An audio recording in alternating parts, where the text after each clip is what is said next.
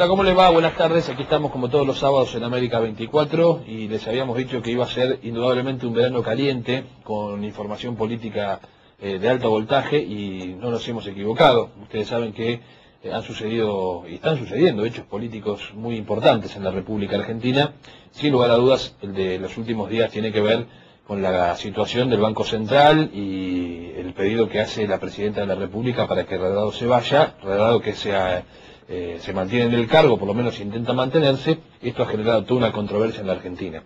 ¿Cómo estás, Guillermo? Bien, bien, muy bien. No, es un episodio comparable a la derrota del oficialismo del 28 de junio y al 3 de diciembre en la Cámara de Diputados, donde desde la derecha y centro izquierda mostraron la mayoría en el Parlamento.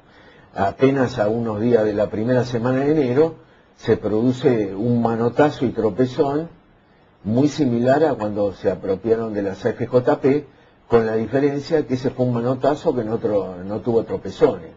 Acá tropezó con que el presidente del Banco Central dijo que no renuncia. Claro, en realidad hay una serie de situaciones que se han planteado que bueno, por un lado el gobierno dice que Redrado ya había presentado la renuncia, que le había dicho que tenía la renuncia a disposición la Presidenta de la República y que lo único que ha hecho en este caso es aceptarle, claro, lo que en otra oportunidad él había planteado. Enseguida empezó a circular el nombre de Mario Blecher como el reemplazante de Redrado, pero parece que cuando Blecher se enteró de que Redrado en realidad no se iba o se resistía a irse, dijo, no, yo no voy a asumir en estas condiciones. Bueno, es muy interesante lo de Blecher porque Blecher es un funcionario de larga data en el Fondo Monetario Internacional. Fue también integrante del Banco de Inglaterra, ¿no? Bueno, está en un instituto de asuntos económicos del Banco de Inglaterra, porque no hay un extranjero nombrado en el directorio, ni él tiene la capacidad para hacerlo. Pero te quiero recordar que en el Fondo Monetario, cuando fue la devaluación de Tailandia y la crisis asiática, él viajó a Indonesia y hizo tomarle unas medidas al gobierno que la rupia pasó de el dólar a 2 rupias, pasó a 18 y se armó un lío y fue exonerado del FMI. Bueno, y cuando Cavallo con la alianza lo echan a Pou del Banco Central, lo nombran presidente del Banco Central en noviembre del 2001. Y estuvo 4 o 5 meses con Dualde, pero yo quiero que hagas memoria, hace 8 años, ¿te acordás los coleros que estaban en la casa de cambio y los largos feriados cambiarios? Sí, claro. Eran dispuestos, en parte por Rebelenikov, pero fundamentalmente por Blecher, porque venía con la experiencia del Fondo Monetario, y para que la gente no retirara los depósitos de los bancos, cerraba los bancos. Había feriados de 6-7 días, hasta que llega a Lavagna a fin de abril. Bueno, y ahí lo nombran a Lavagna y a Nielsen, secretario de Finanzas, y lo primero que dispone Lavagna es terminar con los feriados bancarios y cambiarios, ¿no? Entonces se terminó la fila de coleros. Bueno, y después vino Alfonso Pratgay, ¿no?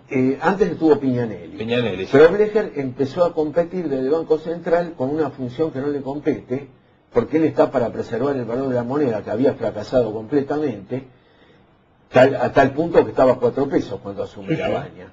Bueno, y empieza a querer negociar con el Fondo Monetario, que no es la función del presidente del Banco Central. No. Entonces, Lavagna le dice a Dualde que le pida la renuncia.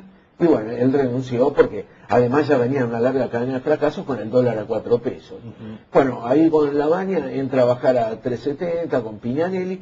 Piñanelli de nuevo insiste con negociar con el Fondo Monetario y ahí es donde, y ahí aparece Pratgay en diciembre del 2002. Pero ya por la tranquilidad que daban Lavagna y Nielsen, ya estaba en 3.50 el dólar, estaba clavado. Bueno, cuando empezó la reactivación a partir de abril, pero se consolida en el tercer trimestre, o sea, estamos hablando de julio, agosto, septiembre, ahí entra la plata a la cosecha de la soja, el aumento del precio de la soja, y el dólar está clavado en 3.50. Y bueno, o sea que la función de Mario Blecher en el Banco no ha sido fructífera, desastrosa. Ahora, bueno, habrá que ver si en definitiva cómo se resuelve este conflicto y si Mario Blecher o no tiene posibilidades de ser en algún futuro el presidente del Banco Central. Ahora, a mí lo que me llama la atención y que me causa hasta cierto punto gracia es que cuando, porque a Redrado lo propuso este gobierno, el gobierno de Néstor Kirchner, pero bueno, es lo mismo. bueno, cuando lo propusieron nadie dice nada o nadie levantó la voz como levantan ahora cuando dicen, por ejemplo, Hugo Moyano, que hace declaraciones y dice, no, lo que pasa es que Martín Redrado responde a los intereses liberales de la década del 90 que fueron los que destruyeron la República Argentina. Ahora, lo dicen ahora porque Redrado tuvo una posición contraria. ¿Por qué no decía esto cuando Kirchner lo nombró? Y lo mismo que Blecher. Si yo no lo escuché a Moyano, o a ninguno de ellos que defienda el gobierno, decir, no, cuidado que Blecher también representa supuestamente los mismos intereses económicos y políticos. Sí, o quizá, ¿no?, peor porque estuvo en el Fondo Monetario. Claro, entonces... Con la diferencia que Redrado es una persona con prestigio y Blecher no. Blecher lo único que tiene está en el banco hipotecario y asesora a Eduardo Elstein, el dueño del banco hipotecario. Viste que es un vivillo que compró tierra, bla, bla, pero de macroeconomía no sabe un pepino. Ahora, a mí esto me hace acordar a una frase que alguna vez nos dijo en este programa Adrián Salgucci cuando definió el kirchnerismo, que dijo, es un gobierno típicamente de la socialdemocracia, en este sentido. Desde el punto de vista político, trata de mostrarse como un gobierno de izquierda, sí, pro-abortista, anticatólico, no anticatólico, pero por lo menos que se pelea con ciertos sectores de la religión, que habla o abraza causas más relacionadas con la izquierda, pero desde el punto de vista económico, en algunos casos parece un gobierno totalmente de derecha. Sí, sí, total. Pero vos fíjate que Redrado tiene prestigio, manejó muy bien el tema del valor del peso, todo, se le puede criticar la gestión, pero acá, evidentemente Blecher, dicen que junto con Vudú tuvieron la idea, pues el gobierno tiene un agujero fiscal enorme. Claro. Que este es el verdadero problema. Claro, ese es el problema del fondo. El año 2009 fue de 7.500 millones de dólares, o sea, bien medido, ¿no? 30.000 millones de pesos. Como venía el aumento del gasto para este año, eso se iba a transformar en 60.000 millones de pesos, o sea, 15.000 millones de dólares. Y no solo lo digo yo, sino que el otro día en A Dos Voces, Carlos Melconian dijo, acá el problema son 3 fondos del Bicentenario.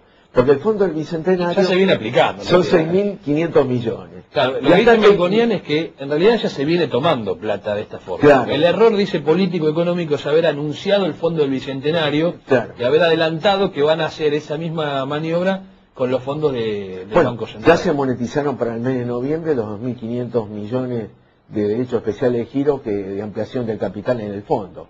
Y las ganancias por la devaluación, que las usaba el Tesoro, o sea, lo venía financiando al Tesoro. Pero lo que está diciendo Melconian lo dijo clarito. Acá, los gastos, lo que entra, más los gastos generan un déficit primario, déficit primario. Después viene